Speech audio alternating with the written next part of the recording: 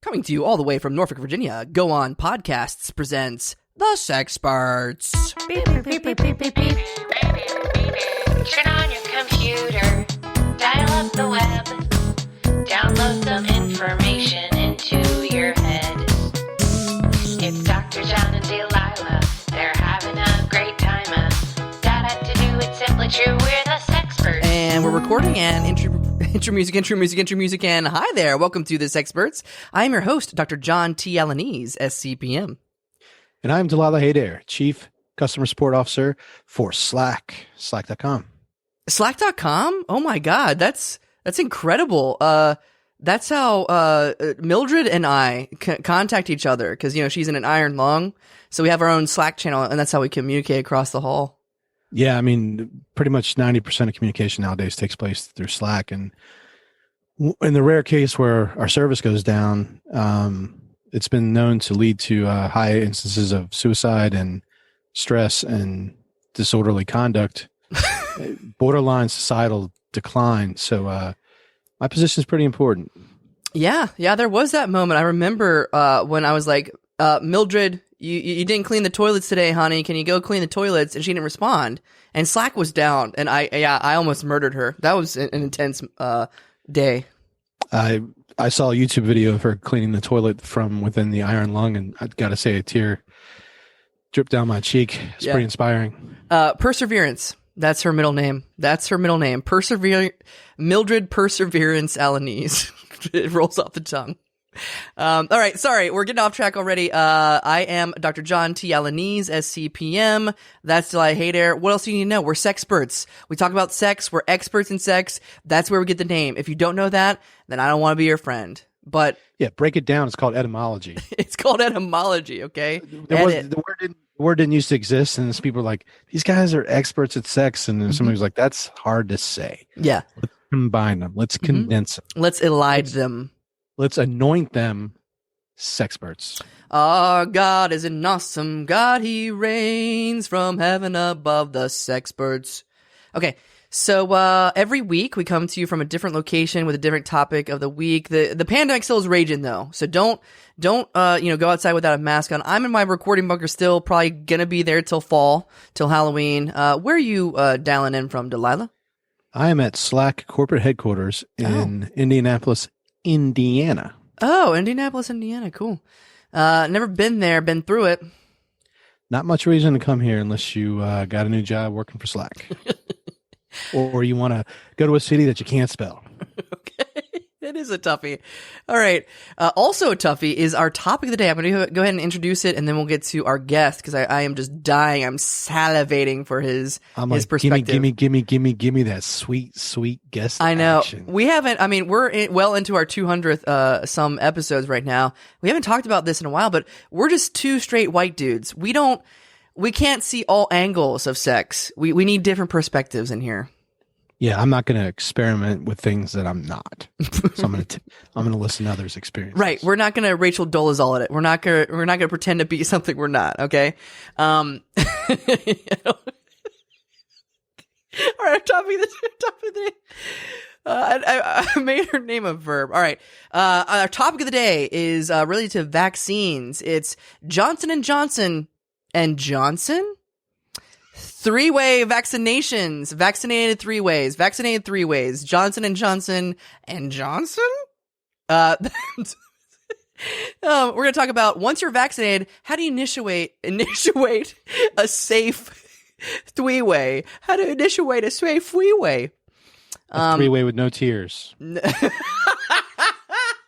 That's right, because everybody who's been involved in a three-way knows that drama is the name of the game. So tears come with three ways. Something's going to get in your eye. Let's make sure it doesn't irritate those guys. All right, well, let's get our guest. Hi there, welcome. Hi. Why don't you go ahead and introduce yourself to our audience out there? Yes, of course. My name is Christopher MacGamey. Christopher MacGamey? MacGamey, yeah. Oh, okay. I'll need you to spell that when I'm doing the podcast notes. What are you all about? What's your area of expertise? What I do normally is I'm a designer of games, specifically board games. No way. Did you do any work on Monopoly? Well, I'm having some trouble with Monopoly. Yes, I didn't do work for them, but I am. You could say I am kind of like I have some sort of relationship with Monopoly. That sounded really shady. like you're working for the CIA, designing board games or something. Did you just like come out with the Pokemon edition? No. So what happened is that I had this game, right, and I had this game that I thought it was pretty cool. I thought it was some like I imagine it in my head as a metaphor for capitalism. Okay. So you could buy streets, you could buy houses, and it was very funny. And then Monopoly just came all of a sudden and said that I copied their game. What was your game called? Capitalism. That's just kind of laid it all out there. Though Monopoly did it too. Did you have like a chance drawing and a community chess drawing, or? Well, I mean, I had the whole game like basically planned, and I like started like to make prototypes, and even I tried to sell it to stores, and then it's when like these guys came and say, hey, you cannot do this. This is like exactly like our game, and it's like, what game? I've never heard of your game. Is it? Yeah. It's weird because you made a game called Capitalism about like stealing other people's things, and then you got capitalism. I wish I made another verb. That's crazy. Tell you what, I can relate. At Slack, we are in constant legal tangles with AOL Instant Messenger, Google Hangouts, Facebook Messenger. Yeah, things that are similar. They're like, we invented instant messaging. I'm like, no, you didn't. Cavemen did when they could hear each other. What? I don't know if I agree with that or not, Delilah. It's not my area of expertise, but I don't know if I agree with that. I don't know if I can stand for that. But let's get back to our guest here, though. What other games? What are you working on right now? Do you have any projects or anything that's going to come out pretty soon? Yeah, so I have a game that I think is going to be big. I mean, I don't know. Well, I guess I can talk about it here. Yeah. But I think, especially now in the pandemic, like now board games have actually been big in the pandemic. But I think we have to start like thinking one step ahead and what is going to happen once the pandemic finishes, right? Okay. So people are going to start getting together, and like they're going to be probably like parties and like many people like getting together and drinking. So I am looking into like the business of drinking games. And I had this cool idea that, if you put like some like cups, like red Solo cups into a table, and like you put them in like different shapes, and like you have like two different people that like throw like balls, like ping pong balls to the cups. Yeah. And then you make them drink the drink that is inside those cups. So I think it's like a very sound idea for a drinking game. That is brilliant. Oh my God. I love this. I would play this all the time with Delilah. I played something very like that when I was in college. It was called beer pong. Beer pong. That's already been invented. Yeah. Wait, what? What? It's been invented? No. Oh, we played for hours and hours. I have never heard of it. Yeah. We've never played it together, Delilah. Why haven't we played it together? I just have my own friends that I play it with. Oh my God. This is nuts. I am so sorry. Apparently, how long have you been working on this project? Because I think this might be a dead end, my friend. I mean, I have been working basically like for the last, year or so.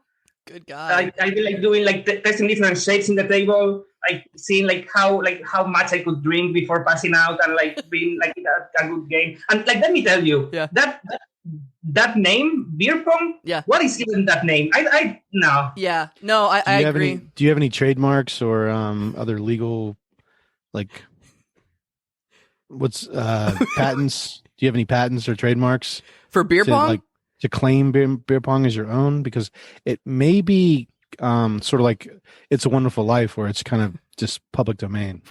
Well, I'm gonna like start looking into that, yes, because I don't want to have the same problem that I have with other games, where like what else these games, like they just like come out, like no one has heard about this before. No, but I agree with you. What would you call your version of beer pong? What names were you tossing around? Like I was going the game, like the name that I had being the most, it was Pink Cup. Yeah, I like Pink Cup better. It has like. Why would you call it Pink Cup if you playing with red cups? No, ping, like ping. Ping is like cup. ping pong. Yeah. Sorry, I'm pretty far away here in Indianapolis. Though Pink Cup could actually be something cool too. Yeah, that could raise awareness of breast cancer while providing hours of endless entertainment. Oh my God, tie-ins! Everybody loves a tie-in. Yeah, he's writing that one down. I can see him with his pencil right now. Now you said you worked for a year over this. Walk me through some of the design processes. What were you trying out as far as like? I imagine you didn't start off with ping pong balls. What kinds of things were you throwing into cups in the beginning? Yeah, I tried everything. Like, I mean, the game actually started with like me using football balls, like throwing them to people, and like like I thought it would be fun to like throw them just in a party and like to throw them to people. I have like some people like lying in a wall and like throw them, and that gives you points. But then I was like, yeah, but then where is the drinking in there? So then I started like with the cup idea, and like I tried different things that fit in the cups. I started actually with how do you call it? Golf balls. Oh, yeah.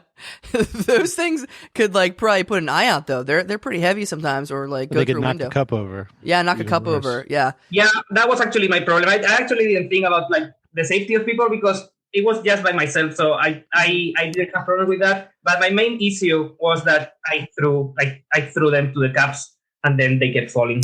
Speaking of, I'm sorry to interrupt you, but speaking of, all by yourself, safety with other people, let's get to our topic of the day, which is Johnson & Johnson and Johnson, safe vaccinated 3 ways. And one thing you got to make sure. Let's not quite yet. I got. Oh, sure. The hate our house. We're a card game family. Have you ever invented any card games? Oh, good question. Yeah. What do you got under there?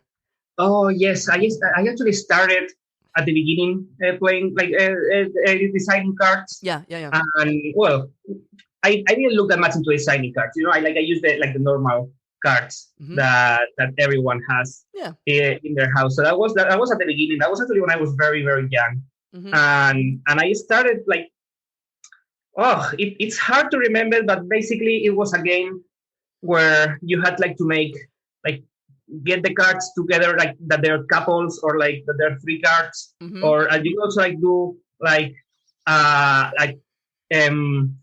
something that I used to call progress. Progress is when you have like 4 numbers that go like from one to the other, like 3, 4, 5, 6, and yeah. But I was very young there, and actually that was when when I told my parents very, very. I was very proud of myself. I told my parents, and my dad was very hard on me, and he said that I should stop copying because apparently that was a game that they used to play a lot. You are just, I've been watching. Yeah, go ahead. I hope you don't mind if I share something. I invented a game when I was in college, a card game. Yeah, and basically the idea was you had to get rid of all your cards, but when you were down to 1 card, you had to warn the rest of the players that you had 1 card by just saying the word 1.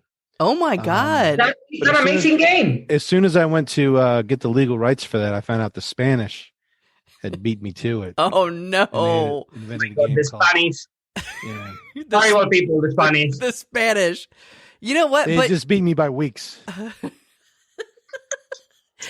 Actually, this is weird. Maybe this. I mean, I don't claim to be as such a great designer as you, sir. But I actually have a similar story where it was kind of like a board game because I'm into board games. You have these pieces, but if your piece landed on top of another player's piece, if you were like playing with your mom or somebody else, you would kind of move their piece aside and you say, "Bitch, get off my space, motherfucker." Yeah, which I found out was a game called Sorry, which is like, what was that, made in Canada? Like, so sorry. No, bitch, get off my space, motherfucker. Your game just sounds so much better than the other one. We had a blast. Playing that, me and my mommy. We used to, back where I grew up, we used to call that get up off. Get up off my space, you C-word. All right. Anyways, speaking of C-word, let's get to our topic of the day, which is Johnson & Johnson and Johnson. How to have a safe, vaccinated three-way. You do have to have your second shot if you are on the Pfizer. Are you plan. a one-person operation, or do you have partners? I'm mostly a one-person operation. I try I call myself a game designer because that's how actually everything started. But I try to partner with people over the years. Yeah. No one really ends up liking my ideas. I don't know why. I think they're very good ideas, but at the end I just decided I'm gonna do the game myself. So I have my prototypes. With paper and stuff. I make everything, and then I try to give to companies. Okay, I know what you're getting at, Delilah, and I hate to bring this up because I've read some interviews with you, and anytime the topic goes to this, you kind of lash out at the interviewer. But please know this is coming from a place of love. But I have heard that you had a falling out with your brother. So you guys used to be the gaming brothers, and something bad went down there. Would you mind telling the sexperts here what that was all about? Yeah, no, that was hard. I didn't want to bring it up, and so, but yeah, I mean, the MacGameys, we are for generations, our family has been doing games because it's actually kind of forced into us. It looks like if we don't do that, it looks like we are not being truthful to our origins and to the family name. Yeah. So we have to do it, right? Yeah. And at the beginning, I started with my brother because at least we had each other. I'm gonna be honest with you. Yeah. None of us actually wanted to do games. Oh. At the beginning, when we were kids, we were kind of forced, and then but then you have each other, and the love for my brother was what actually brought me into games, and then I started seeing the beauty of games, but then he decided to go to video games, and I couldn't believe it. Oh my God. That is a betrayal. That is really a betrayal. I feel empathy for you, my friend. What a dick. What a fucking dick. Right. And video games, what even is that? He told me that was the future, but I don't know. I've never seen anyone playing a video game. Never. Wait, not even Pokemon Go? I've seen people play video games before. They're pretty popular, but I gotta say, you lose a little bit. You know how some cultures think that when you get your picture taken, you get a little bit of your soul stolen. I think when people play video games, I think a little bit of their soul, a little bit of their libido is taken as a sexpert. So that's my thing. Yeah, I can totally see it. I think also, I don't know. I don't even know why they're called. Why they have the title game in their name, because I don't think they're worth that title. I agree. Preach. Mildred likes playing video games though, because she can use her hands and video screen, that sort of thing. She's in an iron lung. Okay, so all right, what's your plan here? And I think we should help you out. We should get some games going for you, but what else are you working on? So beer pong, I don't think that's throw out some ideas. Yeah, let's throw out some ideas here. Yeah, please, because I was very into pink stuff, and now you're saying that I might get in trouble with that. Yeah. So yeah. What about a game where you can just spitballing here? Yeah. What about a game where you can practice being a surgeon? So you have to remove body parts from a fake person. Yeah. But you have to be very careful, and if you mess up, you lose. Yeah. Oh, write that one down. What would you call that? What would you call that one? Me, I think I would call it the surgery of your life. Yes. And we could actually make it so that when they fail, they get a small shock. Yes. How about a game that takes place in a fantasy world where everything is made of candy, and basically the only goal is to make it through a path surrounded by candy and end up at the end of the path? I got a great name for it. Diabetes. Oh my God. But spell it with BEAT, so it's competitive. Diabetes. I'm gonna give you a diabetes. That could be the commercial. Man, I bet that game will be very popular in Halloween. How about a game where you have to it's like tic-tac-toe, but you have to connect 4 things in a row instead of 3. You were kind of on a roll, Delilah. I don't think that one has legs. I don't know why people wouldn't just play tic-tac-toe, Because this one's got more. It's 4. Well, then why wouldn't it be 5 or 6? Because we're not crazy. We don't want to get anyone hurt. We don't want to get anyone hurt. We could call it tic-tac-toe tape.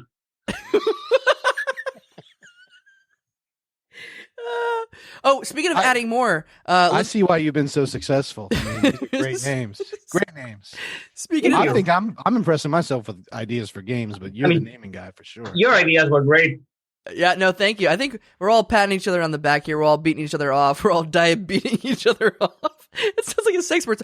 Sexpert topic. Okay, speaking of sexpert topic, let's get to our sexpert topic of the day, which is Johnson & Johnson and Johnson 3-way vaccines. But oh my God, I just got an email pop up right here. we're being served a cease and desist.